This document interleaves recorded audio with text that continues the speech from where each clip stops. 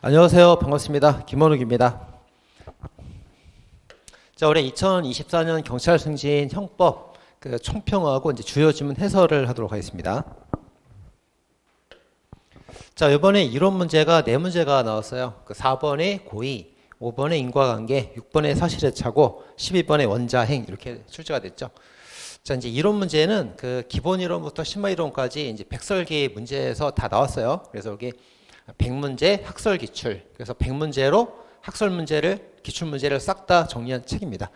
여기서 이제 요 책 봤던 분들은 이제 좋은 성적 받았을 거로 보고요. 그다음에 일개념 최신 판례 최신 기출 이렇게 자료를 드렸는데 일개념 최신 판례는 지문 8개나 출제가 됐습니다. 그래서 군데 8군데 출제가 됐기 때문에 요거 다 틀리면은 많게는 8개까지 틀릴 수도 있겠죠. 이제 잘 하셨던 분들은 다 맞았을 거고요. 그 다음 일개념 최신 기출은 지문 4개밖에 안 나왔어요. 조금 아쉬운 면이 있긴 하지만 40번 무고죄 같은 경우는 거기 이제 기억번하고 니은번이 최신 기출에서 나왔던 지문 그대로 나왔기 때문에 요거 이제 기억 니은 안 하시는 분들은 이제 조합형 문제를 맞출 수 있었을 겁니다. 안 본 사람들은 좀 힘들었겠죠. 자, 이렇게 출제가 됐어요. 자, 그럼 문제가 되는 것들 몇 개 좀 보도록 하겠습니다. 자, 먼저 3번의 3번 지문. 자, 3번의 3번 지문은 최신 판례입니다. 자, 양벌 규정 중 법인의 대표자 관련 부분은 대표자 책임을 요건으로 하여 법인을 처벌하는 것이지 대표자 처벌까지 전제 조건이 되는 것은 아니므로 면소 판결을 받았더라도 법인을 양벌 규정 처벌할 수 있다. 맞죠? 그래서 이제 이 대표가 법을 어기면 고용주인 법인을 처벌할 수 있어요. 근데 이 대표가 법을 어기고 책임까지 인정이 되면은 유죄죠. 유죄면 법인 처벌되는 거예요. 그래서 대표가 처벌되지 않더라도 법인을 처벌할 수 있다. 이게 최신 판례였습니다. 맞는 지문. 자, 다음에 4번의 4번 지문입니다. 자, 4번의 4번이 정답인데 이것도 이론 문제죠. 자, 4번의 4번 지문. 자, 우리가 이제 인식과 의사를 나눠서 이렇게 나눠봐요. 그래서 가능성을 인식을 한 경우에 의사가 있으면 미필적 고의고 의사가 없으면 인식 있는 과실로 취급하죠. 두 개를 구별합니다.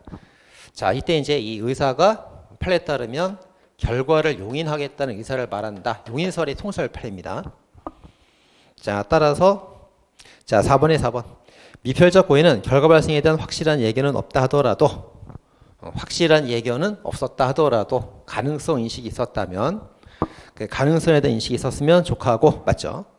자, 결과 발생 용인하는 내심의 의사가 있음을 요하지 않는다. 자, 용인하는 의사가 없으면 과실이 돼 버려요. 과실이 돼 버리니까 용인하는 의사가 있어야 돼요. 인식은 가능성 인식, 의사는 용인하는 의사 있어야 미필적 고의 인정됩니다. 그래서 있어야 된다죠. 틀렸습니다. 자, 5번입니다. 자, 5번의 정답은 2번이죠. 그래서 거기 보면은 디귿번이 이제 이론 문제예요. 디귿번. 자, 5번의 디귿번. 결과 발생을 위해서 경험칙상 상당한 조건만이 원인이 되고 원인 밑줄, 원인설입니다. 이 경우 인과관계 인정된다는 견해에 대해서는 결과 발생에 관련된 모든 조건을 등가적으로 평가함으로써 등가적 빗줄. 인과관계를 인정하는 범위가 너무 넓어 결과 책임을 제한하려는 형법 목적을 실현에 문제가 있다는 비판이 제기된다. 자, 이거는 이제 원인설이 아니고 조건설에 대한 비판이죠. 이제 조건설이 뭡니까? 조건설이 갑이 A를 칼로 찔러 죽이면 얘가 이제 인과관계 인정돼서 기수가 되고 그 전에 엄마가 얘를 출생한 것도 기수가 되고 그 전에 아버지도 기수가 되고 범행 전에 있던 게 전부 다 등가로 다 기수가 돼요. 이게 조건설입니다. 그래서 잘못됐죠. 그래서 이 등가설을 비판하고 나온 게 원인설이에요. 원인설. 그래서 여러 조건 중에서 칼로 찌른 것만 주의 원인이 되기 때문에 얘만 기수가 되고 그 전의 것들은 단순 조건이고 원인이 아니기 때문에 기수가 아니라고 보자. 이게 원인설입니다. 그래서 등가설을 비판하고 나온 게 원인설이에요.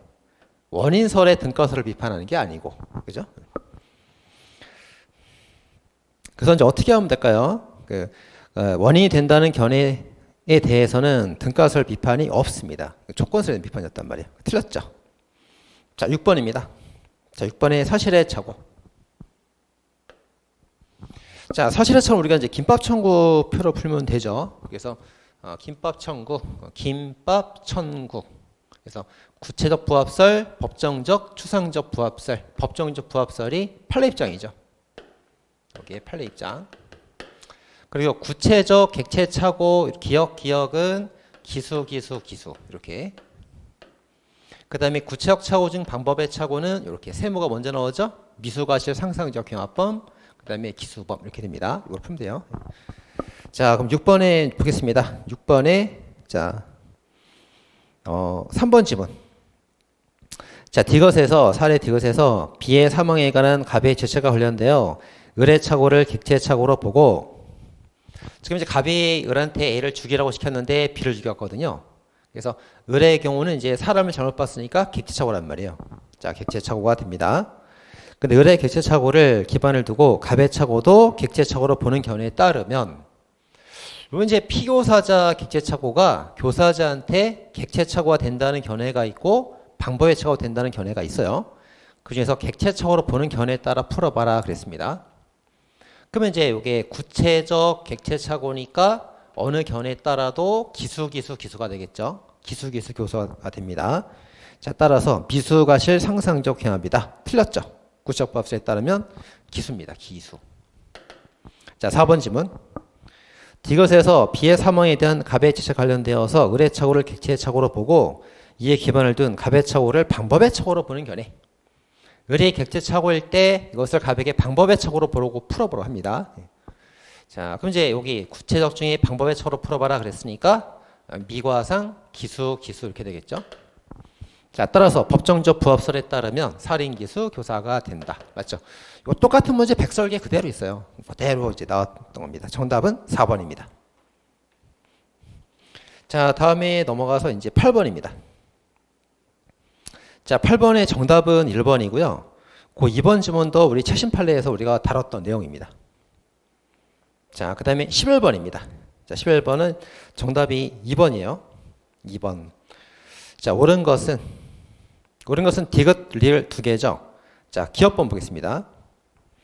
기업번. 기본 범죄를 통해서 고의로 중한 교활 발생케 한 경우에 가중처벌되는 부진정 결과적 가중범에서 고의범에 대하여 더 무겁게 벌하는 규정이 없다면 결과적 가중범에 대한 특별관계 인정되므로 그 결과적 가중범만 성립하고 실체적 경합범 틀렸죠? 법조 경합입니다. 자, 법조 경합 관계에 있는 고의범은 별도의 죄를 구성하지 않는다 해야 됩니다. 자, 이런 경우죠. 그래서 현주, 건조물, 방화, 치사죄가 인정이 될 때 중한 결과에 관한 고의범이 살인죄가 되는데 형벌이 더 무겁지 않단 말이에요. 무거운 죄가 없단 말이에요. 그럴 때는 이제 특별관계로서 특별관계는 법조경합의 한 형태죠. 법조경합의 한 형태로서 결과적 가중범 하나만 성립하고 살인죄는 별도로 성립하지 않는다 해야 됩니다. 그래서 실체 경합범이 아니고 법조경합이에요. 틀렸습니다. X.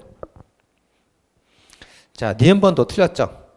자, 결과적 가중범 미수처벌 규정 형법에 있습니다. 형법에 있죠. 뭐가 있어요? 1인 강도치사상이 성립하였다. 그래서 일수치사상, 인질치사상, 강도치사상, 미수처벌 규정이 있어요. 있기 때문에 없다. 틀렸고요. 자, 디귿번은 맞습니다. 이게 낙선 비치터럴 사건이죠. 상해를 고의로 해서 했는데 죽었으니까 상해치사가 된다. 맞습니다. 자, 리을번. 자, 1번 주의하셔야 된다고 말씀드렸어요. 형법상 부진정 결과적 가중범은 중한 결과 야기한 기본 범죄가 고의범일 때만 성립하고 과실일 때 성립하지 않는다. 자, 이제 부진정 결과적 가중범이니까 기본 범죄가 있고 중한 결과가 있을 텐데 요 중한 결과는 이제 과실, 고의 다 되죠. 근데 여기 기본 범죄 같은 경우는 과실은 안 되고 고의범만 됩니다. 이걸 묻고 있어요, 지금. 자, 기본 범죄를 물었으니까 중한 결과에 의한 기본 범죄를 물었으니까 고의범만 성립한다. 맞습니다. 그럼 여기 이제 과실범이 되는 경우는 없느냐 이거예요. 기본 범죄가 과실범이 되는 경우도 있기는 있어요. 있기는 있습니다. 근데 그건 어디에 있냐면 특별법에 있죠. 예, 특별법에 이런 조문이 이제 있단 말이에요. 그래서 특별법에 따르면 과실도 인정될 수 있긴 있단 말이에요.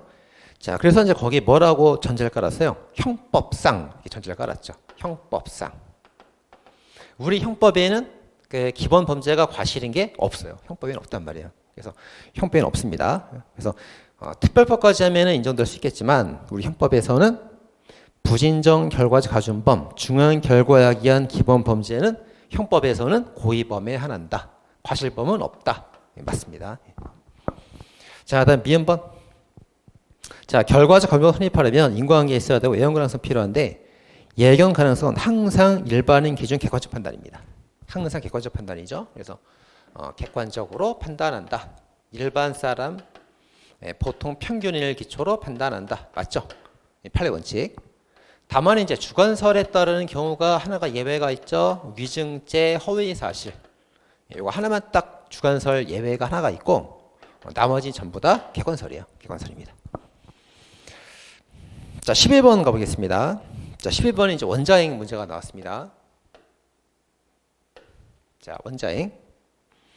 자, 원자행 같은 경우는 제가 이제 두 문제를 따졌죠.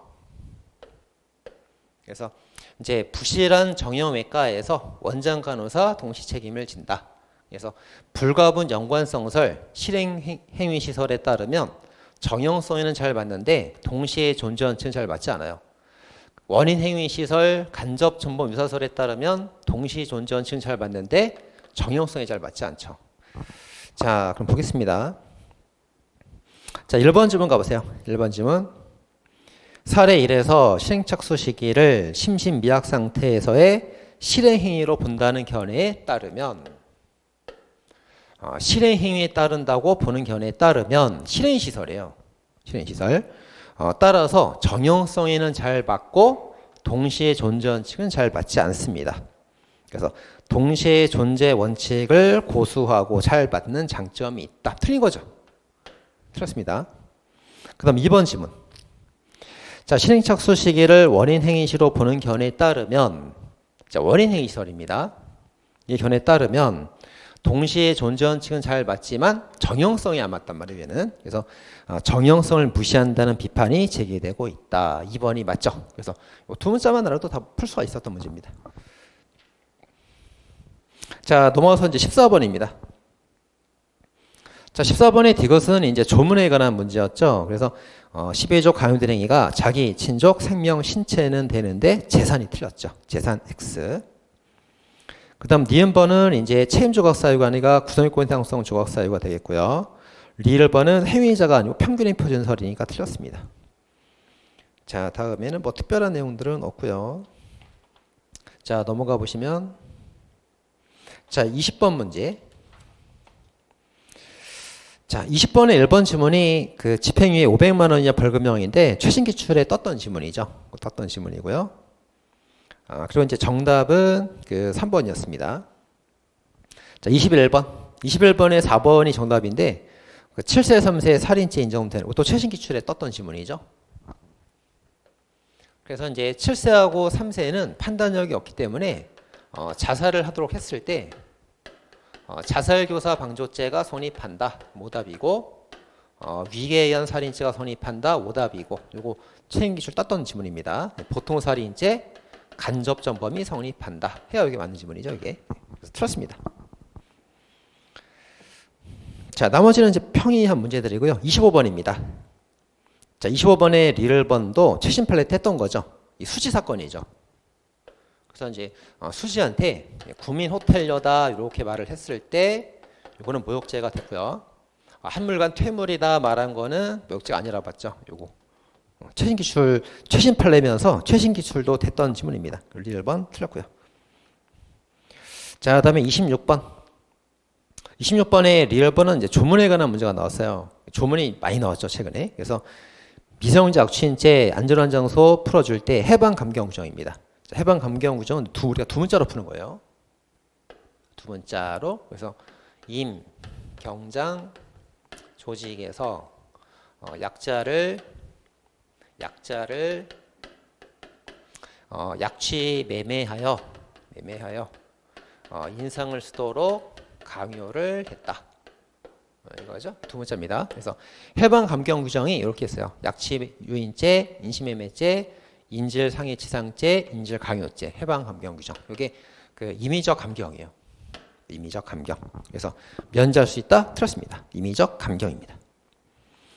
자, 28번에도 3번하고 4번 둘 다 이제 최신 판례들이죠. 이건 너무나 유명한 판례들이니까 다 아실 거로 보고요. 자, 30번의 니은번. 이것도 최신 판례죠. 최신 판례고 최신 기출에서도 우리가 2번 이상 출제가 됐습니다. 그 지갑 선생님 거 맞습니까? 그럴 때 절도가 아니라 사기죄가 된다. 이런 판례고요. 자, 31번의 기업번도 최신 판례에서 배웠던 내용이에요. 그 아버지 아들 사건. 그래서 기업번의 세 번째 줄 가보세요. 물건의 소유자 아닌 제3자가 소유자 권리인 사방에 가담했을 때 공범이 될 수 없다. X. 자, 이제 A라는 권리자가 있는데 갑은 소유자, 을은 소유자 아닌 자입니다. 자, A라는 권리자가 있는데 갑은 소유자, 을은 소유자가 아닌 자가 있단 말이에요. 그럼 이제 이 사람이 을이 A의 권리를 침해해서 훔쳤어요. 그럼 자기 게 아니라 남의 거 훔쳐왔잖아요. 절도가 됩니다. 남의 거 훔치면 절도. 그럼 거기에 가담한 사람은 뭐가 돼요? 이 사람은 절도죄 공범 되겠죠. 입니다.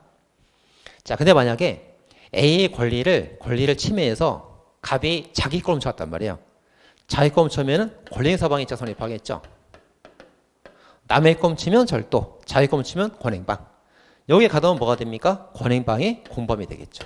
이렇게. 자, 그래서 이 사건이 말하는 게 소유자가 아닌 사람은 절대로 권행방에 넣을 수 없어요. 절도죄는 나올 수 있지만 권행방에 넣을 수 없습니다. 하지만 소유자가 권행방이 되면은 거기에 대한 공범은 성립할 수 있단 말이에요. 이렇게입니다. 자, 배웠던 내용들. 그래서 소유자 아닌 사람은 그 권행방 주체는 될 수 없을지 몰라도 공범은 될 수 있답니다. 첫반 때 배웠던 내용이고요. 자, 다음 페이지에 넘어가서 자, 33번에 1번도 최신 판례 할 때 배웠던 거죠. 그래서 앞뒤로 차를 꼼짝 못하게 했던 거, 요 손괴죄가 될 수 있다. 최판 때 배웠던 거고요. 자, 나머지 전부 다 이제 기출 다 됐던 지문들입니다. 자, 38번. 자, 38번에 2번하고 3번도 최판 때 다 배웠던 내용들이에요. 그래서 그 2번 이제 최판 때 배웠었고요. 자, 3번. 직권남용 권리행 사망했죄는 추상인지 위헌범이다. 맞죠? 근데 맨 마지막에 그 다른 사람의 권리행 사방의 결과가 발생해야만 되는 것은 아니다. X. 자, 그래서 이제 우리가 각종 방해죄는 방해 결과가 필요 없다잖아요. 다 필요 없다인데 방해 결과가 꼭 필요한 경우가 두 개 있었죠. 그 두 개가 뭐 있었습니까? 직권남용 권리행사 방해죄하고 위계에 의한 공무집행 방해죄 두 개 있죠. 두 개 꼭 예로했습니다. 그래서 이거 직권남용죄는 방해 결과가 꼭 필요하단 말이에요. 그래서 아니다 틀렸죠. 자, 다음에 이제 40번입니다. 자, 40번이 조합형 문제인데 그 기역, 니은은 우리가 최신 기출에서 배웠던 거예요. 그래서 기역은 틀렸고 니은은 맞고 그거 알면 이제 우리가 조합해서 문제 풀 수 있겠죠. 자, 기역번. 자, 40번의 기역번이 작년 군무원 7급 기출이에요. 군무원 7급 기출. 자, 무고죄에서 타인은 자연인, 법인 다 포함되는데 특정 대제자는 성명 불상자는 무고죄 성립하지 않습니다. 그래서 갑이 성명 불상자를 이제 무고를 했어요. 그럼 이게 무고죄가 성립하는 이유가 무고한 사람에 관한 형사처벌 위험성을 초래해서 죄가 되는 거란 말이에요. 근데 성명 불상자니까 누군지 모르겠다는 거잖아요. 그죠? 그래서 이 사람에 관한 형사처벌의 위험성이 발생하지 않습니다. 그래서 성명 불상자는 무고는 죄가 성립하지 않는다. 배웠던 판례가 틀렸죠. 자, 그 다음에 이제 40번의 니은번. 이거는 이제 작년 경관 기출에서 봤죠, 우리가. 니은번. 자, 성폭행 등 피해 입었다는 신고 사실에 관하여 불기소 처분 무죄 판결이 내려졌다 하더라도 그 자체를 무고했다는 적극적 근거로 삼아서 허위로 단정할 수는 없다. 맞는 지문입니다. 그러니까 이건 틀렸고 이건 맞고 정답 넣을 수 있죠. 자, 그렇게 해서 이제 그 40번이 최신 기출을 알아야만 이제 풀 수 있는 문제였어요. 자, 그럼 이제 이렇게 볼 때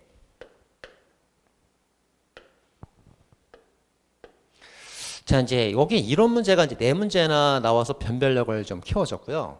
그다음에 최신 판례도 한 8개나 나왔고 최신 기출도 알아야만 푸는 문제가 하나가 나왔죠. 그래서 이게 다 이제 그 학설, 백설기 정리가 되고 최신 기출 판례가 정리가 된 사람들은 이제 100점까지도 가능했던 그 문제였습니다. 물론 이제 한두 개 실수로 틀릴 수 있겠지만 우리가 이제 이렇게 올해 문제를 쭉 분석을 해보고 나서 그럼 내년에 2025년 승진 대비는 이제 어떻게 해야 되냐 이거예요. 어떻게 되냐? 자, 일단 우리가 이제 경찰 승진을 그 50% 정도가 시험으로 승진 비율이었는데 내년부터는 이제 30% 정도로 비율이 좀 줄어든다고 알고 있습니다. 그럼 비율이 줄어드는 대신에 이제 좀 어려워지겠죠, 이게. 그래서 난이도가 올라가든가.